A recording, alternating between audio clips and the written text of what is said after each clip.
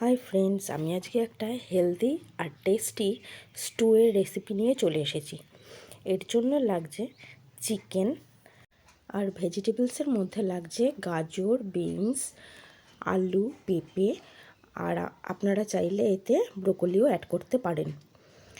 এরপর প্রেসারের মধ্যে বাটার আর সাদা তেল কিছুটা গরম করে নিয়ে তাতে সামান্য কিছুটা পেঁয়াজ কুচি দিয়ে নিতে হবে। একটা পেঁয়াজ দিলেই যথেষ্ট, বেশি পেঁয়াজ লাগে না এতে। পেঁয়াজটা হালকা ভাজা হলে তার মধ্যে ভেজিটেবলসগুলো দিয়ে ভালো মতো একটু নাড়াচাড়া করে নিতে হবে। এরপর এতে আদা রসুনের পেস্ট 1 চামচ মতো দিয়ে আবারও ভালো মতো মিশিয়ে নিতে হবে।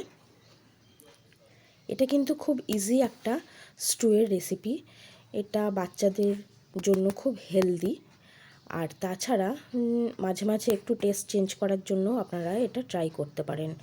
বেশ খেতে ভালো লাগে। কিন্তু অনেক সময় হয় আমাদের একঘেয়ে রান্না খেতে ইচ্ছা করে না, তখন একটু এটা আপনারা ট্রাই করতে পারেন।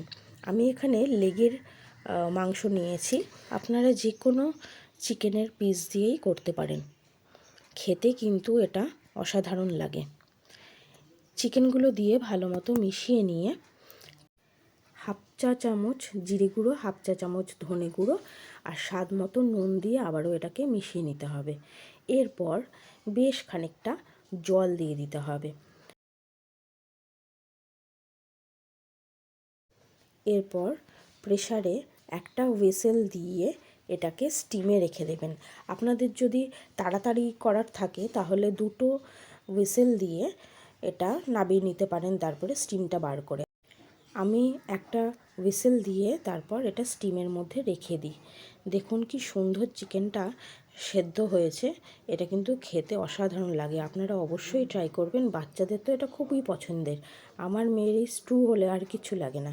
লাস্টে 1 চামচ মতো একটু বেশি করে বাটার দিয়ে মিশিয়ে এটা নামিয়ে নিন। গরম গরম ভাত বা রুটি যে কোনো কিছুর সাথে অসাধারণ লাগে খেতে।